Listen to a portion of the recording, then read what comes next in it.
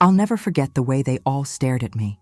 200 pairs of eyes, glittering with judgment under the crystal chandeliers of the Grand Plaza Hotel ballroom, the annual Rosemont Financial Charity Gala, an event I'd spent 6 months planning down to the last champagne flute, had suddenly become my public execution. "Ms. Bennett, would you care to explain yourself?" The words sliced through the shocked silence as Marcus Rosemont himself, CEO and grandson of the company's founder, stood before me with an expression of cold disappointment. My mind raced, desperately trying to understand why our CFO was projecting financial records onto the massive screen behind the stage, records that showed $247,000 missing from the charity foundation accounts, with every transaction traced to my employee ID. I don't understand, I stammered, my voice sounding foreign and small in the cavernous space. "This is impossible." As executive assistant to the CEO, I had access to many accounts, but would never, touch the charity funds that were meant for children's hospitals and education programs. Camille Davis, our sharp-suited CFO with her perfectly styled silver bob, stepped forward. "We've been tracking these discrepancies for months, Emily. The pattern is undeniable." Her voice carried that particular tone of rehearsed regret that made my stomach turn. "All transactions occurred during your logged-in sessions from your designated workstation." I scanned the room desperately, looking for a single sympathetic face. The board members, my colleagues, even the waiting staff, they all wore expressions ranging from shock to vindictive satisfaction. 5 years at Rosemont Financial, working holidays and weekends, managing million-dollar accounts without a single error, and it had come to this. The worst part wasn't the accusation.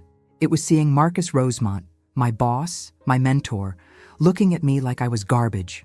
I'd reorganized his entire life, knew his children's birthdays and allergies, had even helped plan his anniversary surprise for his wife. And now, he wouldn't even meet my eyes. "Security will escort you from the premises," Marcus announced, his deep voice carrying across the silent ballroom. "The authorities have been notified." 2 men in black suits materialized at my sides. I felt my designer clutch, a splurge I'd saved for months to buy, being removed from my trembling hands. "Check her bag," Camille instructed, her voice dripping with authority. As one of the guards emptied my small clutch onto a nearby table, my face burned with humiliation.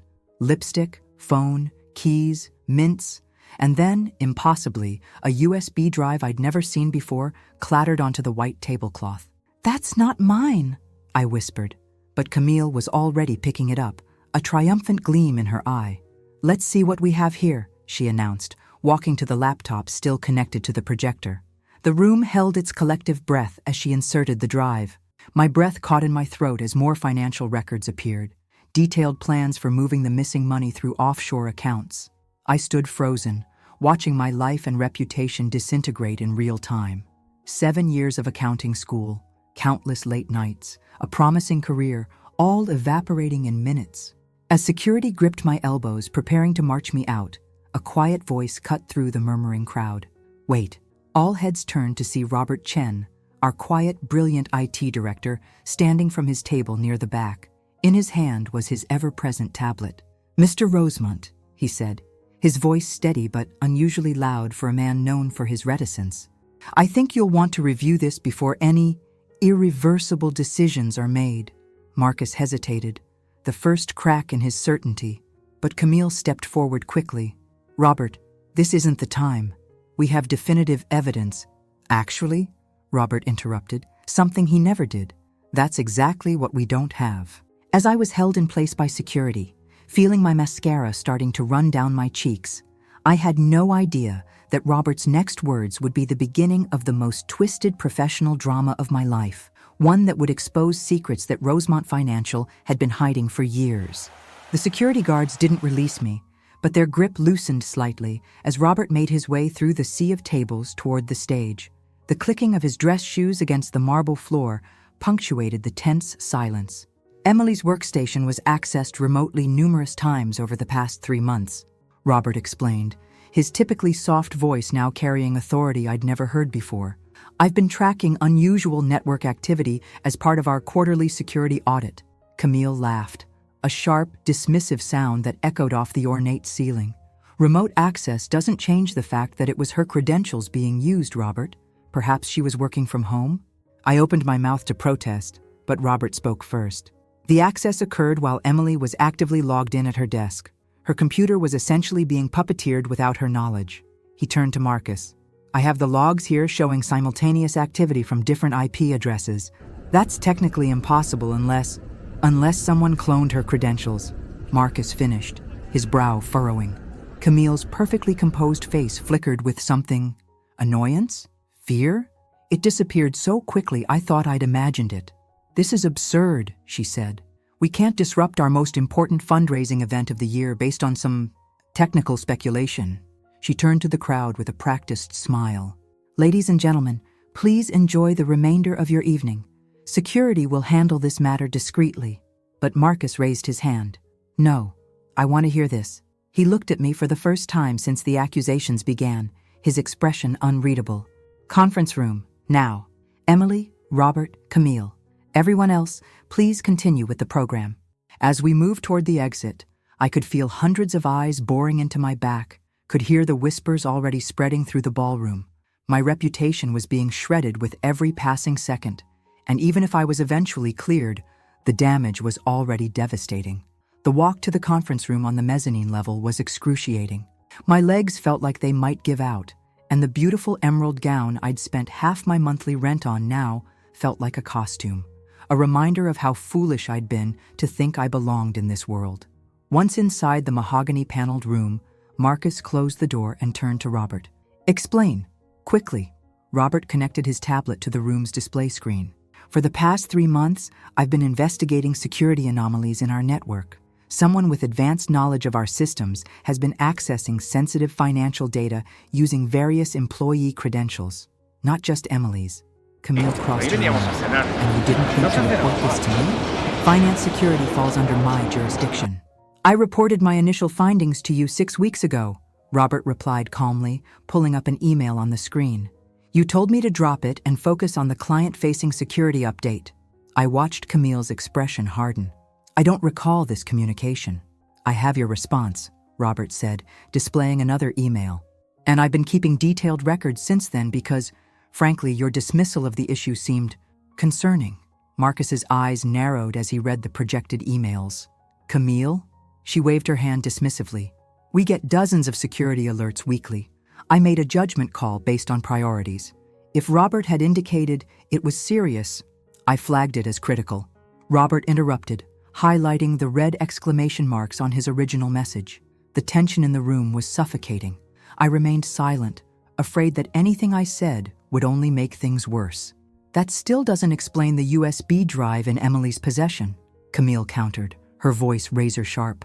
I've never seen that drive before, I finally said. Someone must have planted it in my bag. Camille laughed coldly. How convenient, the oldest excuse in the book. Actually, Robert interjected, the hotel has security cameras. I took the liberty of accessing the feed when I first noticed Emily's credentials being misused during this event's planning stages. My heart pounded as he pulled up grainy security footage from earlier that evening. The timestamp showed 7:38 p.m., during the cocktail hour before the main event. There I was, clearly visible at the bar, speaking with one of our major donors. And there, in the background, was a figure approaching my unattended clutch on the high-top table. The footage was slightly blurry, but as Robert enhanced it, I gasped. That's Camille, I whispered. The CFO's face drained of color. This is preposterous. That could be anyone with similar hair. Robert zoomed in further. Despite the graininess, the distinctive emerald and diamond brooch Camille always wore, her power piece, as she called it, was clearly visible. Marcus turned to her slowly. Camille? She straightened her spine. This is clearly a setup. Robert has always been resentful of my position. He could have doctored this footage. In the 30 minutes since Emily was accused? Robert asked mildly. I'm good, but I'm not that good. Camille's eyes darted between Marcus and the door, calculating. Even if I did place the drive there, which I'm not admitting, it was only to protect the company. I had suspicions about Emily for months. Her lifestyle doesn't match her salary. The accusation hit me like a physical blow. What are you talking about? The designer clothes, the luxury apartment, the weekend trips, Camille listed off. Administrative assistants don't live like that on their salaries. I felt my face burning with indignation and shame. My apartment is a 6th-floor walk-up in Brookside that I share with 2 roommates. I shop at outlet stores and sample sales.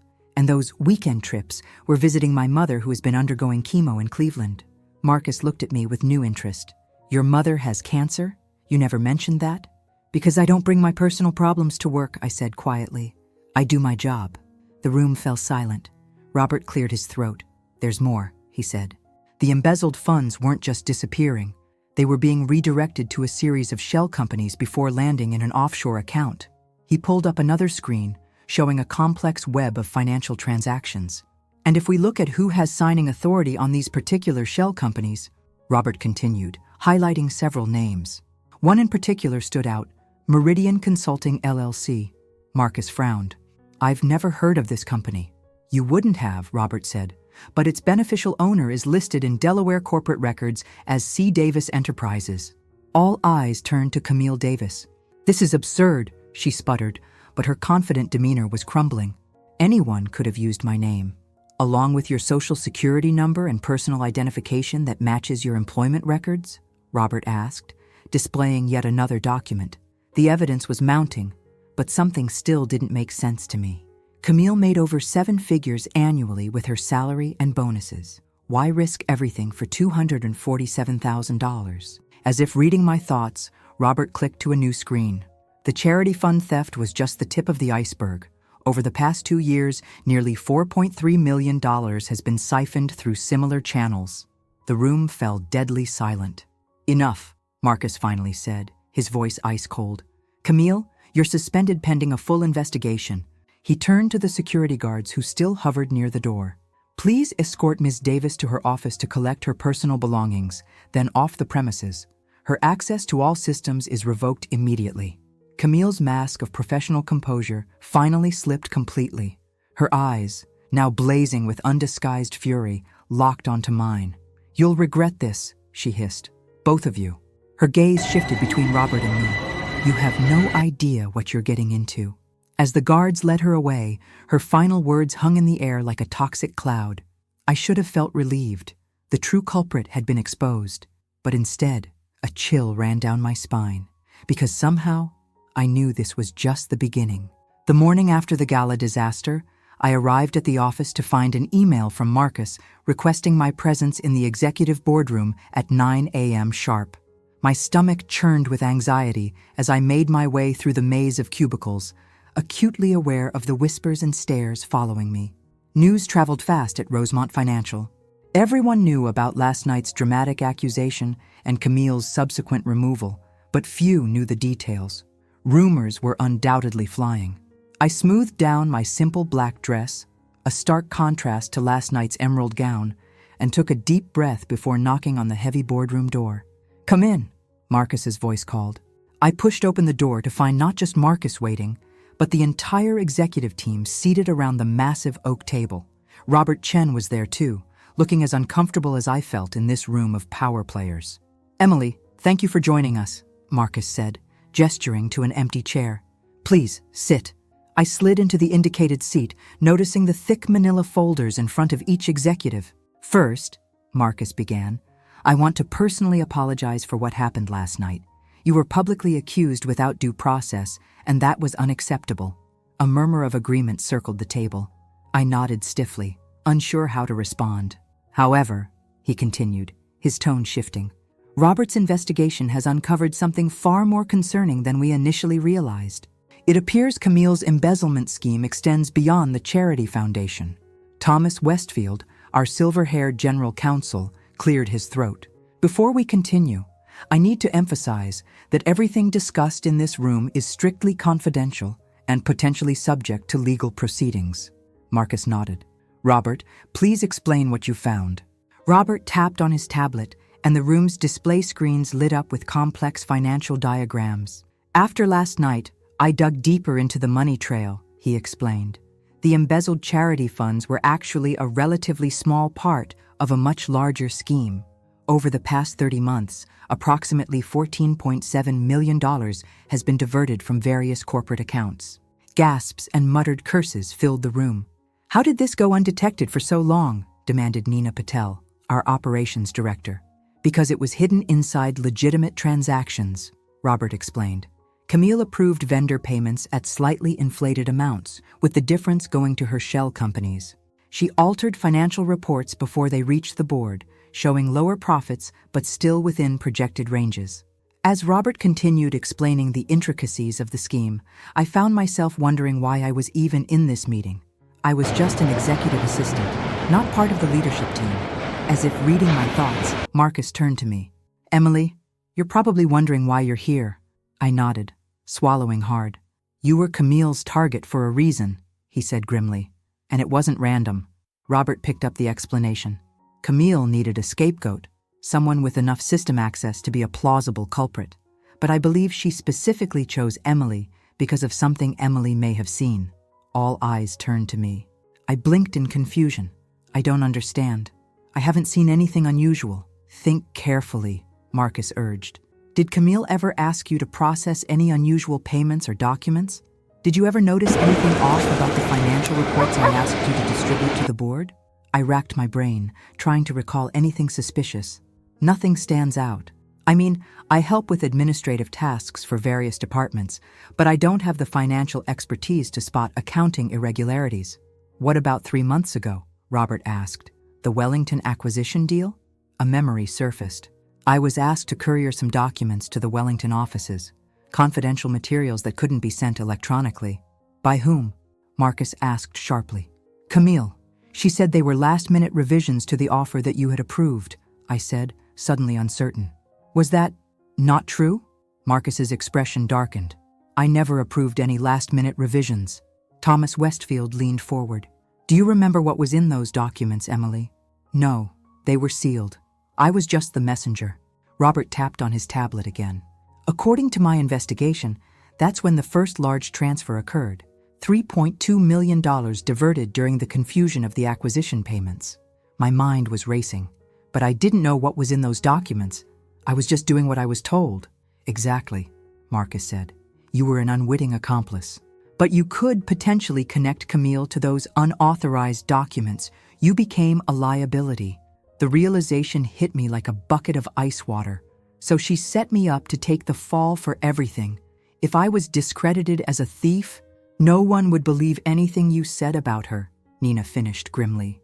The weight of how close I'd come to losing everything, my job, my reputation, possibly even my freedom, made my hands shake under the table.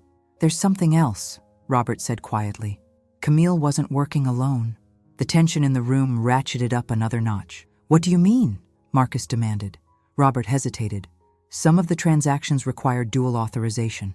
Someone else with executive-level access had to have approved them. A heavy silence fell over the room as the executives exchanged uneasy glances. Are you suggesting one of us is involved?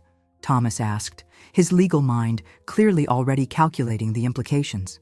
The evidence points to someone in this room, Robert confirmed. I just haven't identified who yet. Until then, not a word of this leaves this room. He turned to me. Emily, I want you to work directly with Robert today. Your knowledge of executive workflows might help identify the accomplice faster. I nodded, still processing the bombshell that one of these people, executives I'd worked alongside for years, was a thief. As we prepared to leave, the boardroom door suddenly burst open. A woman I recognized as Camille's executive assistant stood there, breathless. Mr. Rosemont, she gasped. It's Camille. She's dead. The room erupted into shocked exclamations. What happened? Marcus demanded, rising from his chair. They found her in her car this morning in the Westridge parking garage. They're saying it was suicide, but... She trailed off, clearly distraught. But what? Thomas pressed. Her apartment was ransacked, like someone was looking for something. As the executives huddled in urgent discussion, I caught Robert's eye across the chaos. His expression mirrored what I was feeling. This wasn't over. It had just become infinitely more dangerous. Because now, we weren't just dealing with embezzlement. We were dealing with murder. And someone in this room was likely responsible. The next 48 hours passed in a blur of police interviews, emergency board meetings, and sleepless nights. Camille's death had been officially ruled a suicide, carbon monoxide poisoning in her garage, but the ransacked apartment raised questions the police couldn't ignore. Meanwhile, Robert and I had been set up in a small, windowless conference room that had been converted into a makeshift investigation headquarters. Company servers had been mirrored onto secure workstations, and years of financial records were spread across the tables. "Found anything?" I asked, rubbing my tired eyes as I brought in fresh coffee, our 5th pot of the day. Robert looked up from his screen, his face haggard from lack of sleep. "Maybe. I've been tracking the digital signature patterns of whoever helped Camille. There's something distinctive about how they covered their tracks." "Distinctive how?" "They're extremely thorough at erasing their footprints, but they always miss the same thing: the automated backup logs that run on the tertiary server." I set his coffee down. "And that tells you who it is?" "Not directly, but it tells me they have intimate knowledge of our primary and secondary systems, but didn't know about the tertiary backups that were implemented last year." I considered this. "So someone who's been here a long time, but maybe wasn't involved in last year's security upgrades?" Robert nodded. "Exactly. That could still be several executives," I pointed out. "I know, but I'm getting closer." He hesitated. "Emily, there's something else. I found this in Camille's cloud storage." He turned his screen toward me. It was a photograph of me. I was at what looked like a cafe, apparently deep in conversation with a man whose face was partly obscured. "When was this taken?" I asked, unnerved. "Timestamp says 3 weeks ago. Does the location look familiar?" I studied the image. "That's Westside Coffee, near my apartment. I go there sometimes on weekends." I looked closer at the man. "I don't recognize him, though." "You sure? Look again." I squinted at the partially visible profile. Something about the jawline seemed vaguely familiar, but I couldn't place it. "Why would Camille have this?" I wondered aloud. "I think she was having you followed," Robert said grimly. "There are other photos too. You shopping, entering your apartment building, visiting what I assume is the hospital where your mother is being treated." A chill ran through me. "That's disturbing. It gets worse.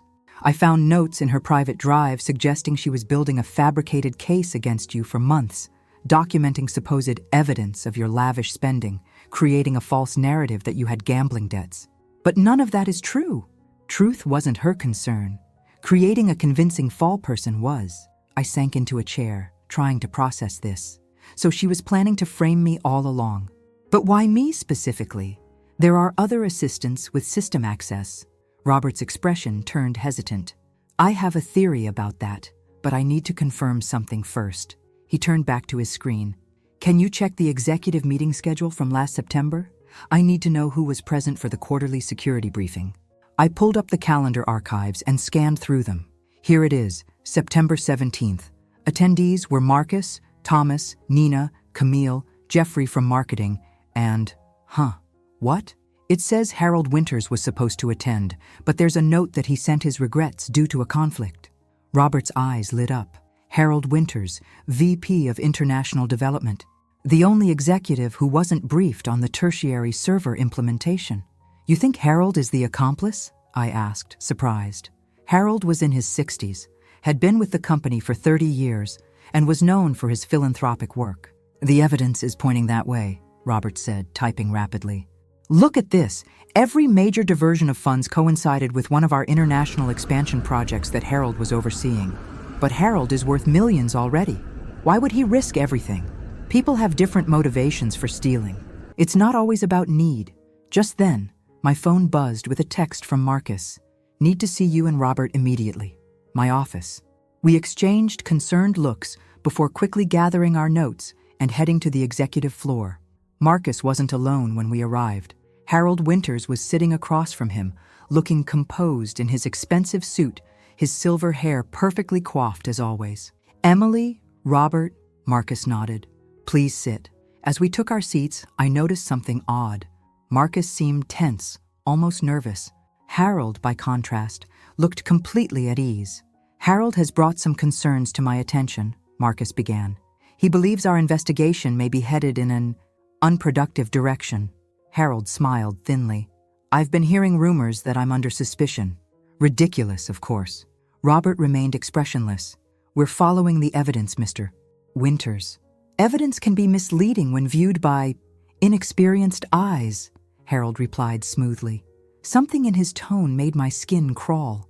I glanced at Marcus, expecting him to defend our work, but he remained uncomfortably silent. In fact, Harold continued, I've been conducting my own investigation into this unfortunate situation, and I've made some interesting discoveries. He slid a folder across the desk. Marcus opened it, his expression darkening as he reviewed the contents. What is this? I asked, unable to see what they were looking at. Bank records, Harold replied casually, showing regular deposits into an offshore account registered to a Robert Chen. Robert stiffened beside me. That's not possible. And yet, there it is, Harold said, gesturing to the papers, along with records of your communications with Camille dating back 18 months. This is fabricated, Robert said firmly. I never had any offshore accounts, and I barely communicated with Camille outside of work matters. Harold turned to me. Emily, I'm afraid you've been misled. It appears Robert has been manipulating you, using your unfortunate situation at the gala to position himself as your savior while deflecting attention from his own activities. My mind was racing. Something wasn't right. Marcus was being too passive, almost deferential to Harold, and the sudden appearance of convenient evidence against Robert felt staged. I made a split-second decision. Actually, I said slowly, I think I can clear this up. I reached into my bag and pulled out my phone. I've been recording our investigation sessions. For thoroughness, you understand. This was a complete bluff. I had no such recordings, but the effect on Harold was immediate. A flash of alarm crossed his face before he composed himself. That's highly irregular, Ms. Bennett, he said, his voice hardening. So is embezzlement, I countered. And murder. The room went deadly silent. No one said anything about murder, Harold said carefully. Camille's death was ruled a suicide. I never mentioned Camille, I replied. Interesting that your mind went there immediately. Robert caught on to my strategy. We've been tracking the money, Mr. Winters, all of it, including the payments to the men who ransacked Camille's apartment looking for her insurance policy, the real records she kept in case she was ever caught. This too was a shot in the dark, but Harold's reaction confirmed we'd hit close to the mark. His composed facade cracked just for a moment. Marcus was looking between us, confusion evident on his face. Harold, what's going on? Before Harold could respond, I pressed on. We know about Project Mirage, Mr. Winters, the shell company in the Cayman Islands, the properties purchased with company funds. I had no idea if Project Mirage even existed, but Robert had mentioned suspicious international transactions, and the name sounded plausible enough. Harold's face drained of color. Marcus, he said urgently, these two are clearly conspiring. We have the backup logs, Robert interrupted. The ones from the tertiary server you didn't know about. They show every transaction you authorized using Camille's stolen credentials. For several tense seconds, nobody moved. Then, with surprising speed for a man his age, Harold lunged across the desk, grabbing for Marcus's desk phone. Robert reacted instantly, knocking the phone away. I jumped to my feet, positioning myself between Harold and the door. It's over, Harold, Marcus said, his voice regaining its authority. Security is already on their way up. Harold's shoulders sagged as the fight left him. You don't understand, he muttered. It wasn't about the money. It never was. Then what was it about? I asked. He looked up, his eyes suddenly cold and clear. Power. Control. This company has been moving in the wrong direction for years. The old Rosemont values, our values, being abandoned for what? Social responsibility? Diversity initiatives? He spat the words like they tasted bitter. So you decided to punish the company by stealing from it? Marcus asked incredulously. I was going to save it, Harold hissed. Build my own influence, my own power base. Camille understood. She saw the potential, until she became a liability, Robert said quietly. Harold didn't respond, but his silence was confirmation enough. The office door opened, and security officers entered, followed by two people in suits who identified themselves as FBI agents. As Harold was led away, Marcus turned to us, his expression a mixture of gratitude and regret. I owe you both an apology, and my thanks. It was Emily who broke him, Robert said. That bluff about the recordings was brilliant. Marcus looked at me with new respect. You know, Emily, we're going to need a new CFO, and while you don't have the traditional background, you've demonstrated something more valuable, integrity and quick thinking under pressure. I blinked in surprise. Are you offering me a promotion? Not to CFO, he clarified with a small smile. But I think Director of Financial Compliance would be a good start, with support for you to complete your MBA, of course. As security and FBI agents bustled around us, gathering evidence and taking statements, I felt a strange sense of calm descend. The nightmare wasn't completely over. There would be investigations, possibly trials, and certainly media scrutiny ahead. But for the first time since the gala, I could see a future beyond the scandal. A future where I wasn't just surviving, but thriving. 6 months later, I stood at the podium in the same Grand Plaza Hotel ballroom where my professional life had nearly ended. The space looked different now, transformed from an elegant gala venue into a more austere setting for Rosemont Financial's first Transparency and Ethics Summit. Thank you all for coming today. I began, looking out at the assembled faces, employees, board members, industry colleagues, and even a few journalists. When Marcus asked me to speak about my experience and the changes we've implemented since the events of last winter, I was hesitant. Some wounds are still healing. I paused, gathering my thoughts. So much had happened since that night. Harold Winters was awaiting trial for embezzlement and conspiracy charges. The investigation into Camille's death had officially been changed from suicide to homicide, though the case remained open. And Rosemont Financial had undergone a complete overhaul of its financial oversight systems, changes I had helped design in my new role. The easiest thing would have been to bury this story, I continued, to handle everything privately and move on. But that approach is what allowed the problem to grow in the first place.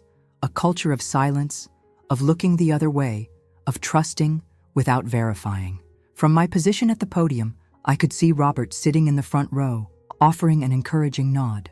We'd become close friends through the ordeal, though nothing romantic had developed. Both of us were too focused on rebuilding our professional lives and repairing the damage done to the company. The new compliance systems we've implemented aren't just about catching bad actors, I explained.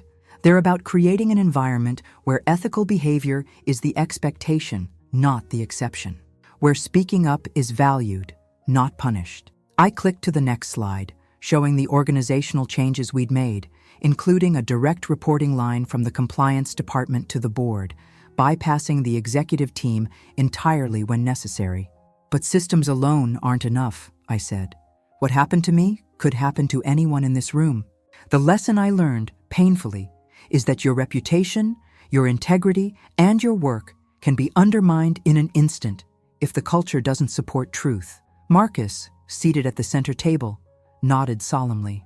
Our relationship had evolved significantly since that night. He'd become not just my boss, but my mentor, publicly taking responsibility for the oversight failures that had allowed the embezzlement scheme to flourish under his leadership. The most surprising discovery for me wasn't the embezzlement itself, I continued. It was how easily people believed the worst about someone they'd worked alongside for years. How quickly assumptions were made based on superficial evidence. I scanned the room, making eye contact with several colleagues who had been at the gala, people who had looked at me with judgment and contempt when the accusations were made. We've all been conditioned to look for villains, the clear bad guys in any story, but the reality is usually more complex. Harold and Camille didn't start their careers planning to become criminals. They made a series of increasingly unethical choices, justified by their own narrative of entitlement and resentment. As I spoke, I noticed a latecomer slipping into the back of the ballroom, a man in a well-tailored suit whose face I couldn't quite make out through the dimmed lighting. The path to rebuilding trust isn't just about new policies, I said, bringing my focus back to the presentation. It's about creating a community where we see each other as full human beings, not just roles or functions, where we extend the benefit of the doubt, but also maintain healthy skepticism, where we value both trust and verification. I clicked to my final slide, a simple quote from Marcus's grandmother, the company's co-founder. Integrity isn't just doing the right thing when everyone is watching. It's doing the right thing even when it costs you something. That night at the gala cost me something, I said quietly. It cost me my sense of security, my belief in the system, my trust in people I'd respected. But it gave me something too, a deeper understanding of who I am and what I'm capable of. As I concluded my speech to warm applause, I gathered my notes and returned to my seat. Throughout the rest of the summit, Colleagues stopped by to chat, to apologize for their assumptions, or simply to reconnect. It was during a coffee break that I finally got a clear look at the latecomer I'd noticed earlier. My heart skipped a beat as I recognized him, the man from the cafe photo Camille had taken, the one whose face had been partially obscured. He was making his way directly toward me, purposeful, but not threatening. "Ms. Bennett," he said when he reached me, extending his hand. "David Marshall, FBI Financial Crimes Division. I was hoping we might have a word." I shook his hand, confused. "You're the man from the cafe, the one Camille photographed me with." He nodded. "I wasn't authorized to tell you at the time, but we'd been investigating Rosemont for months before the Gala incident. I approached you that day hoping to gain insight into the company's operations." "I don't remember speaking with you," I said, genuinely puzzled. "You didn't, not really. You thought I was just another customer who happened to sit nearby. We exchanged pleasantries about the weather and the coffee. I was hoping to establish a casual contact that might develop over time." I felt a chill. So Camille was having me followed. It appears so. When we found those photographs on her devices, we realized she must have identified you as a potential threat even before you knew anything was wrong. He paused. "That's actually why I'm here today. We found new evidence in Camille's murder investigation." "What kind of evidence?" "Evidence suggesting Harold didn't act alone in arranging her death. We believe someone else at Rosemont may have been involved, someone who's still working here." The revelation hit me like a physical blow. Just when I thought we were moving forward, healing, the ground was shifting again. "Who?" I asked, my voice barely above a whisper. Agent Marshall glanced around the crowded reception area. "We're not ready to make that public yet, but I wanted to warn you personally. The work you're doing with these new compliance systems, it's making someone very nervous." "Are you saying I'm in danger?" "I'm saying, be careful. Trust your instincts. They've served you well so far." He handed me his card. "Call me directly if anything seems off, day or night." As he walked away, I stood frozen, the coffee cup trembling slightly in my hand. The sense of security I'd been rebuilding over the past months suddenly felt like an illusion. I scanned the room, seeing familiar faces in a new light. Who else had been part of the scheme? Who had helped Harold silence Camille? And most disturbing of all, who might be watching me now, seeing me as a threat that needed to be eliminated? Robert appeared at my side. "Everything okay? You look like you've seen a ghost." I managed to smile. "Just tired. It's been an intense day." I couldn't tell him. Not yet. Not until I had processed what Agent Marshall had shared. But as we rejoined the summit, I felt a new resolve hardening within me. I had survived being publicly accused of a crime I didn't commit. I had helped expose a massive financial fraud. I had rebuilt my career and my reputation from the ashes. Whatever, or whoever, was still lurking in the shadows at Rosemont Financial, I would face it. Not just for my own safety, but because the truth mattered. Integrity mattered. As I took my seat for the final panel discussion, I caught Marcus watching me with a curious expression. Had he noticed my conversation with the FBI agent? Was he concerned about what I might have learned? Or was it something else entirely? I returned his gaze steadily, allowing myself to wonder, for the first time, if the mentor I'd come to trust might be hiding secrets of his own. The story wasn't over. In fact, it might just be beginning. What would you do if you discovered there was still a traitor working closely with you? Would you investigate quietly or bring your suspicions to light immediately? If stories of workplace justice and hidden conspiracies keep you on the edge of your seat, don't forget to subscribe to the channel and leave your thoughts below. I read every comment.